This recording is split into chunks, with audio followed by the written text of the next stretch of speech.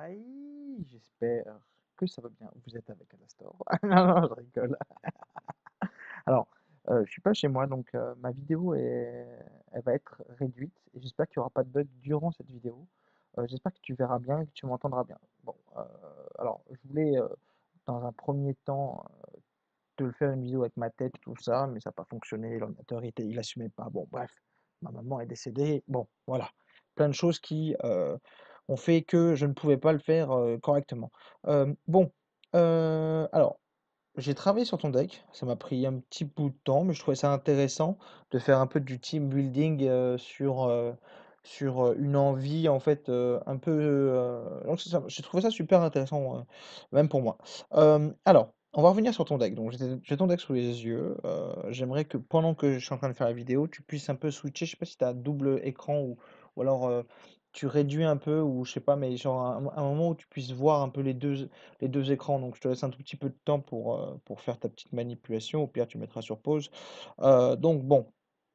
Alors, dans ta version, tu avais mis mode pouvoir, bouclier. Bon, ça, c'est sûr, c'est une carte en prêtre qui est bien évidemment obligatoire. Ça, c'est vraiment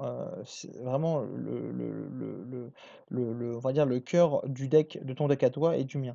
Le problème, c'est que tu l'utilisais que pour la pioche, parce que tu avais aucune créature taunt. C'est vrai que quand tu utilises le pouvoir, tu as vraiment envie de taunt, enfin de mettre ça sur une taunt, quelque chose qui est plus worth it que de le mettre sur une claire ou le mettre sur une autre créature.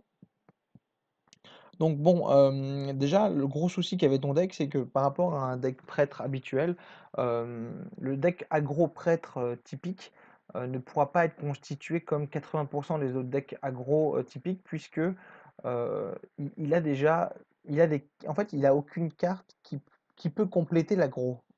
Je vais m'expliquer, c'est qu'en fin de compte, il a aucune carte aggro. Le prêtre est un des seuls, euh, un des seuls où on ne peut vraiment pas construire de deck aggro, ou même de deck, comment on appelle ça, ce sont des decks à terrain, donc du deck à board, donc un peu comme le zoo. Donc il y a deux types, on va dire, d'aggro. Il y a le premier aggro, où même si c'est vrai que le zoo n'est pas vraiment considéré comme un aggro, mais plutôt comme un mid-range, mais il y a deux types d'aggro atypiques. Il y a l'aggro prise de board et l'aggro rapide. Donc l'aggro rapide, j'appellerais ça par exemple tout ce qui va être utiliser la faculté de charge, les facultés de spam, voilà, comme par exemple le Unface, le Untard, voilà, il y a plein de choses, le Shaman Face.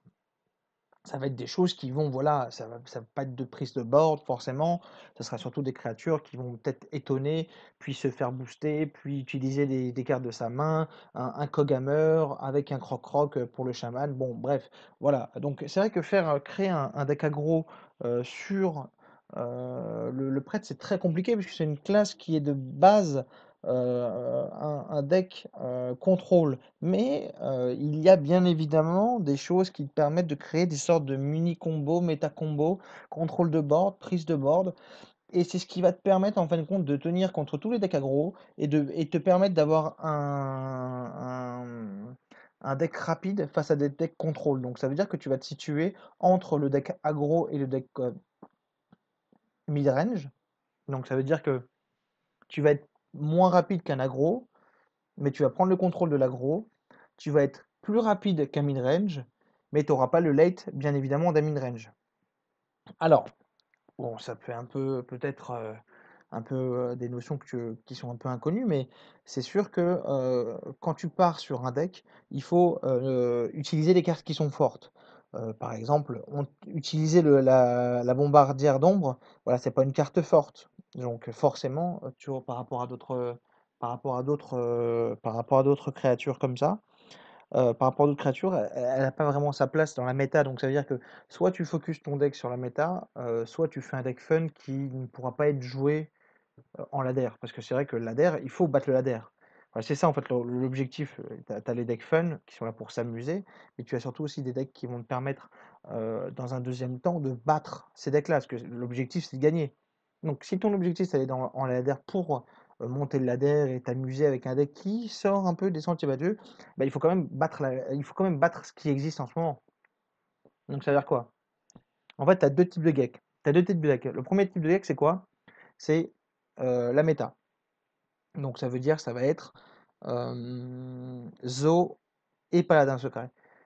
Et après ça, tu as des decks qui sont contre la méta, donc Mage Freeze, Paladin secret, enfin Paladin secret, Warrior Control, Renolock et tout ça. Donc il faut que tu essaies de battre un maximum de decks pour pouvoir monter le ladder. On est d'accord pour l'instant. Donc c'est ça l'objectif, il faut que tu battes la méta, donc beaucoup de Zo, beaucoup de Paladins, beaucoup de Shaman, beaucoup d'Hunter, souvent voilà comme ça, en petit niveau 18, 15, 10, voilà on commence vraiment à avoir des decks qui sont vraiment pas très bien construits, enfin qui sont construits comme les pros, mais qui sont pas forcément bien joués. Et il suffit d'avoir deux trois petites choses, et voilà, c'est deux trois petites, deux, trois petits automatismes. Moi, ton deck, je l'ai fait, et je l'ai joué, et j'ai fait un 100%. Depuis que je le joue, voilà, je pourrais même monter légende avec le si je veux, hein. Il est très bien construit, celui que je t'ai fait, parce que je l'ai inspiré de plein d'autres decks, de plein d'autres saisons. C'est plein de petites choses qui sont ramenées et qui est plutôt assez bien complet contre tous les types de decks. C'est là où je veux en venir. Bon, donc en fait, je vais pas revenir sur tous tes decks que tu as fait, enfin sur toutes les cartes que tu as faites parce qu'il y a vraiment trop de mauvaises choses pour moi, hein, bien évidemment. Donc moi, je vais directement te parler de choses qui sur ce deck-là, avec toujours la même base. Alors, je te montre. Alors, on a mis deux cercles de heal. Pourquoi les cercles de heal? Parce que ton objectif dans la game, ça va être de pouvoir buffer des créatures comme... bon, j'ai joué en anglais, hein, je suis désolé. Je t'enverrai la decklist. Donc déjà, ça va te permettre de buffer des créatures qui ont plus de vie. Donc par exemple, comme l'Endured Calvadir, qui lui arrive pour un arrive en 2-1 et pourra passer à 2-3, à 2-4, je veux dire, quand tu lui auras mis par exemple un cercle, une cercle qui combatte bien évidemment très bien avec la claire, qui combatte bien évidemment aussi très bien avec l'Endured Blademaster, le Blademaster qui est pour 4, qui perd 4 points de vie et qui se retrouve à 3. Donc c'est une 3, c'est une 4-3 pour 3. Donc c'est pas une créature qui a de bonnes stats de base, mais vu que on a la possibilité de heal pour 0, donc on peut toujours imaginer peut-être que sur un tour 3, tu mets une claire et un engineering, enfin que tu mets le, comment dire, le Valdir, on va dire ça comme ça, on va l'appeler le Valdir. Que tu mets le Valdir, bah voilà, au tour 4, tu auras un très bon cercle de soins avec de la pioche et tout ça. Ton objectif, ça va être de faire quoi? De heal tes créatures pour pouvoir les buffer. Je t'explique comment tu vas faire. Donc, quel est le cœur de ta carte? Les cartes, la cœur de les deux cartes qui sont au cœur de ton jeu, qui vont te permettre de gagner, ce sont les Holy Champions. Donc en fait, ça, ce sont des créatures qui, lorsque tu heal une créature, ça va te permettre de gagner 2 points d'attaque. Donc ça veut dire que c'est une 3-5 pour 4, donc c'est plutôt une créature qui a de bonnes stats, et ça va te permettre en late game, enfin en middle game, on va dire au tour 5, 6, 7, d'avoir vraiment une possibilité de, si tu as déjà le board, chose que je vais te montrer, tu vas forcément avoir le board, qui quand tu as le board, en buffant tes créatures grâce à ton pouvoir héroïque et grâce à ton heal, va permettre de buffer cette créature-là. Mais tu n'as pas que cette créature-là qui se buffe lorsque tu heal. Tu as bien évidemment l'Anaru, qui est plutôt pas mal. C'est une 1-2, je vais te la montrer. Je crois que tu la connais déjà, hein, puisque tu l'as joué aussi, hein. Alors, je crois que c'est pour 1, hein, c'est pour 1, je crois, hein. Elle est là. Je sais pas si c'est toi. Voilà. La Light Warden. Voilà, donc voilà, c'est une 1-2 et elle gagne plus 2 chaque fois que tu heals. Donc là, c'est cette créature aussi, il va te permettre de, d'être bien. Alors, quel est ton objectif dans ce deck-là? Donc, ça va être de buffer et d'avoir une grosse All-in Champion ou un gros Light Warden. Mais tu as bien évidemment une autre échappatoire parce que tu peux pas compter que sur 3 créatures. Tu as bon, toujours le Shield qui va te permettre de buffer le Deathlord, qui va te permettre de buffer. Oh merde, je l'ai enlevé. Qui va te permettre qui va te permettre, excuse-moi, voilà, qui va te permettre de buffer n'importe quelle autre créature avec beaucoup de points de dégâts, beaucoup de points de heal. Donc ça veut dire que ce sont des, comme là par exemple, l'Injurine qu'elle va dire, tu peux imaginer par exemple au tour 1 faire l'Injured, enfin le Valdir, plus le shield. Donc ça veut dire que ça deviendra donc ça deviendra une 1, 3, que tu pourras heal à 1, 4, 5, 6, tu pourras à 6, que tu pourras, donc 4 plus 2, ça, 4, 5, 6, ouais, si, c'est ça, que tu pourras monter à 6 et bien évidemment, au tour prochain, mettre une petite doublée, que tu pourras mettre bien évidemment un Divine Spirit, donc ça veut dire que tu pourras doubler les points de vie d'un serviteur pour, en fin de compte, utiliser le combo qui est là, qui est le Einer Fire. Le Einer Fire qui change, enfin, qui met le même point de heal que le même point d'attaque. Donc tu comprends, je pense, assez vite la combo.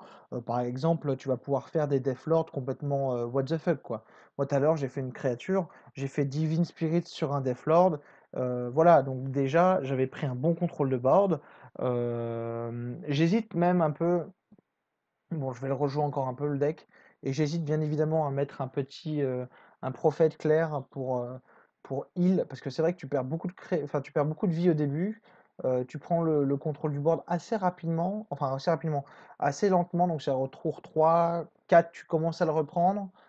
Et après, au tour 5, tu as la possibilité, grâce à tes Zolinova, de récupérer vraiment un bon board. Et voilà, donc là, tu te retrouves avec, voilà, donc avec des bonnes petites choses. Donc, pour revenir, tu as, pour contrôler le board, le pyromancien, qui combo très bien avec toutes les cartes qui sont là. Un pyromancien, par exemple, où tu mets un shield, c'est totalement acceptable. Après, tu peux faire un cercle de soins, tu peux faire un Velen dessus. Le Holinova qui bien sûr est aussi un moyen de clean le board et qui est aussi un moyen de infliger des dégâts grâce au Velen. J'hésite aussi peut-être à mettre je dis bien peut-être parce que la mana curve va être assez cool, hein, elle est assez bien. Il y a beaucoup de T3, mais sinon la mana curve va être assez correcte, on va dire. Mais à rajouter peut-être des Drake Azur pour avancer un peu plus dans le deck, mais je sais pas trop quoi changer. Peut-être. Après, tu as des cartes qui sont situationnelles. Pourquoi Holy Smite? Parce que tu as toujours besoin en early game d'avoir quelque chose qui fait 2 de dégâts. Par exemple, dans la méta actuelle, jongleur de couteau, plein de petites créatures comme ça, enlever un Divine Shield, je sais pas moi, faire plein de choses, un Tyrion qui arrive un peu trop vite, voilà, tu peux faire un Holy Smite et après peut-être contrôler la créature. Bon, Shadow, bon, si tu fais pas Holy Smite. Non, mais c'est très situationnel, Holy Smite, et c'est toujours utile, on va dire, à garder dans la main de départ si tu tombes contre un zoo, si tu tombes contre un paladin secret, si tu tombes contre un warrior control, si tu tombes contre un prêtre. Donc voilà, donc à partir de là, il y a tellement de possibilités. Tu veux chercher 2 points de dégâts sur une créature ou faire ci ou faire ça pour tuer ta propre chenaille pour peut-être derrière te heal, ou peut-être finir le combo, ou même peut-être mettre des dégâts pour heal et gagner peut-être des cartes. Donc voilà, ton objectif c'est quoi? C'est avancer dans le deck grâce à tes clairs, donc à piocher, piocher, piocher, grâce à tes serviteurs qui sont endommagés, qui sont blessés, les heal avec tes cercles de soins, et là tu as vraiment un deck qui est vraiment très aggro. Bien évidemment, on a mis une cabale parce que Cabal c'est fort contre Mage Freeze. Pas Mage Freeze, mais contre Mage Atis Flamme. Par exemple, tu peux récupérer Atis Flamme. C'est fort contre Druide. Tu peux récupérer un Keeper.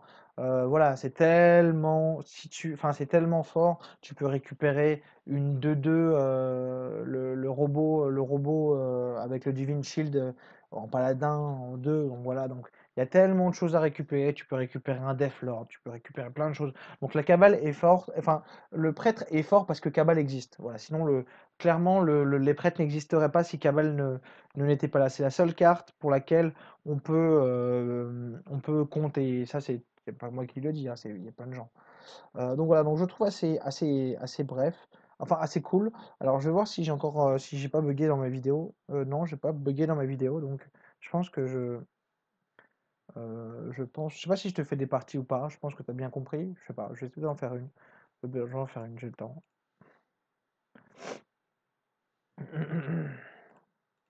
Donc on va pas la jouer en classé, hein. Là, surtout que je suis en série de victoires, donc je vais faire un petit rush là sûrement demain ou après-demain. Alors tu n'es pas connecté. Waouh.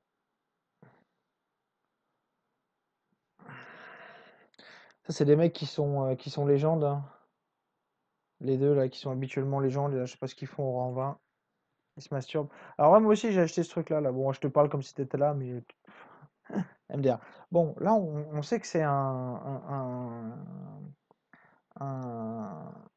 comment dire, une merde de mage. Donc ça veut dire quoi? Ça veut dire mage, ça rime avec Atis Flamme, donc il faut peut-être garder Cabal. Ça peut être un mage freeze. Si c'est un mage freeze, t'as un très mauvais match-up par rapport au mage freeze. T'es un peu trop lent pour le mage freeze. Mais le mage freeze, à ton niveau, il faut vraiment compter les rangs 5-6 à partir du 5 pour vraiment voir des bons mages. Des mages freeze, ou même en tournoi, par contre, là tu verras des bons mages freeze. Ton deck, par contre, c'est pas du tout un deck tournoi. Il manque beaucoup de choses dans le tournoi, il y a trop de prise de board, il n'y a pas assez de contrôle. Bon, bref, c'est plus un deck qui est quand même orienté vers la méta actuelle du deck. Donc là, on va juste garder le pyromancien. Pourquoi on va garder le pyromancien? Tu gardes le power shield honnêtement que si tu as déjà le Death Lord en main. Donc là, tu as le Death Lord, on ne pouvait pas le savoir tout à l'heure, donc on a fait le meilleur play. On ne commence pas. Il y a des decks qui veulent pas commencer. Il y a des decks qui veulent commencer pour prendre un contrôle du board et tout ça. Toi, tu veux quand même être le deuxième. Tu veux avoir la pièce. Donc voilà. Donc à ce moment-là, tout de suite dans la game, je ne sais pas si je mets le pyromancien parce que ça se fait trade assez rapidement. Donc là, je vais juste passer mon tour jusqu'à attendre le Deathlord.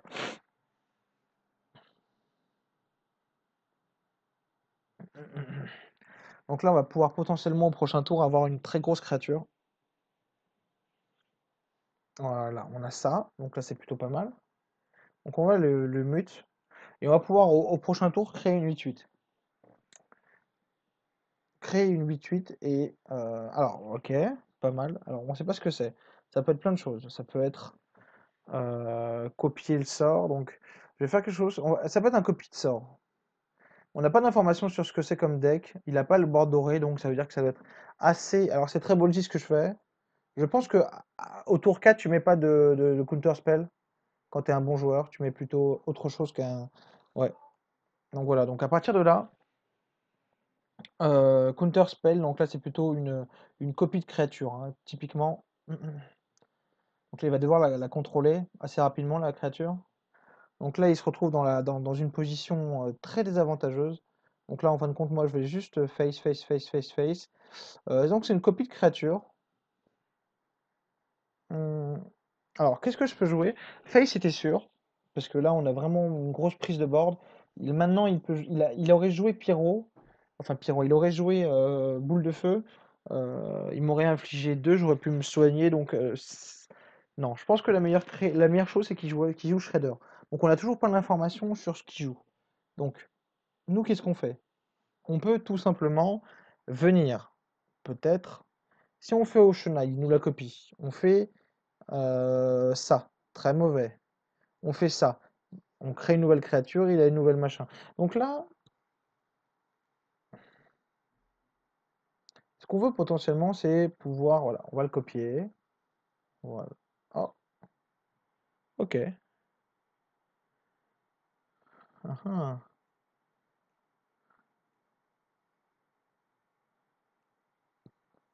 Ok.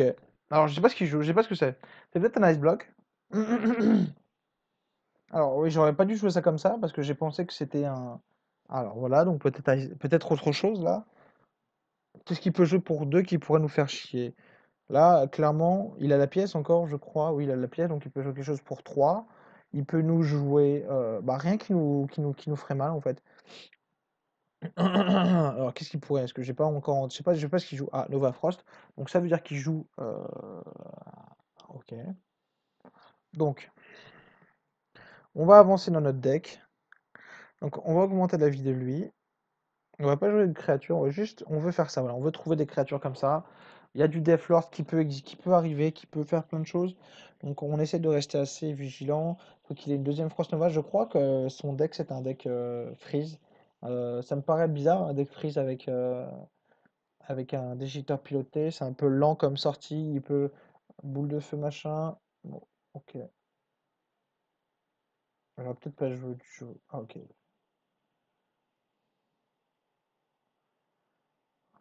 Ouais.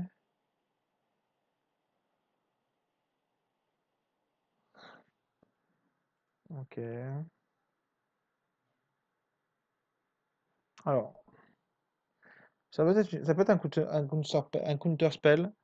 Donc on va faire ça. Ouais, on va faire ça pour voir ce que c'est. Ok. C'est un duplicate. On fait ça, on tape là et on continue. Donc là, tu ressens un peu la puissance du deck, hein. C'est vraiment, voilà. Donc au prochain tour, ce que je vais faire, c'est que je vais jouer clair. Je vais jouer clair. Je vais jouer Ocean. Ah, il joue peut-être alors. Il joue Reno Jackson, c'est ça en fait, qu'il nous dit. Il nous dit qu'il joue Reno Jackson. Mais est-ce qu'il a gardé Reno Jackson? Il y a sûrement un Ice Block dans la main. Ça me ferait chier qu'il. Ouais. Alors, ça serait vraiment problématique, hein, que ça soit, comment dire.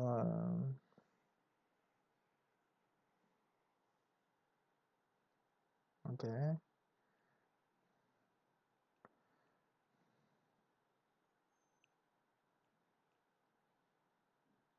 voilà.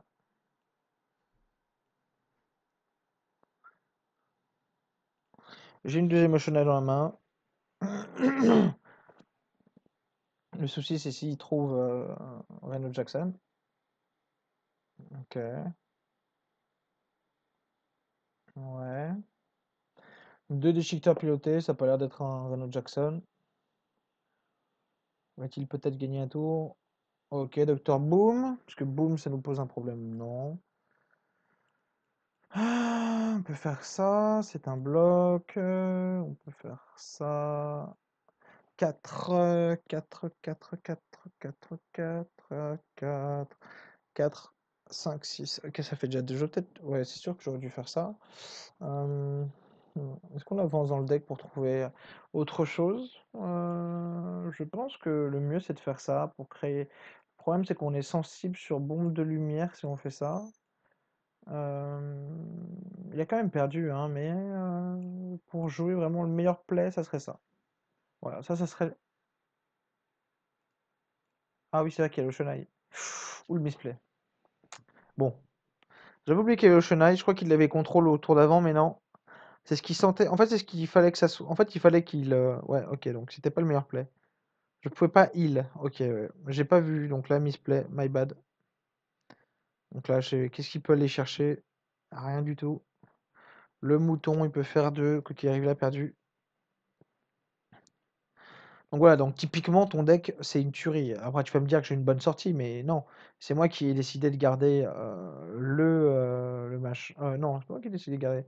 Non, j'ai eu les deux. Non, bah non, le Pierrot face à son deck, voilà, donc là on découvre un peu toute sa main. Donc sa main est constituée de quoi? Sa main est constituée de. Oui, oui, mais t'inquiète pas, gros main, mon copain, hein. Ok, donc tu vas me chercher les meilleures cartes du jeu. Donc voilà. Donc voilà, donc c'est un deck quand même qui est assez aggro, qui a un très bon contrôle de créatures. Mais quand tu as bien évidemment une accélération comme j'ai eu au début de partie, qui on va dire que l'accélération, tu vas me dire que j'ai eu la chance de l'avoir au tour 3, au tour 2 je crois. Mais non, en fait, compte, c'était pas au tour 2 je l'ai eu. Ouais. Alors c'est pas vraiment de la chance parce que si c'est pas au tour 2, c'est au tour 6. Sinon, au tour 6. Si c'est pas au tour 2, c'est au tour 4. Si c'est pas au tour 4, c'est au tour 5. Donc voilà, ton deck est orienté pour faire ce que je viens de faire. Donc voilà, donc je le trouve assez complet, assez sympa. Il est cool à jouer, intelligent et tout ça. Bon, je crois que c'est un peu buggé, mais j'espère que ça n'a pas trop buggé. J'espère que la vidéo t'a plu, j'espère qu'il ne mettra pas trop de temps à uploader. Je te fais des gros bisous à toi et à toute la famille. Allez, bisous, Kéké. Tchou tchou.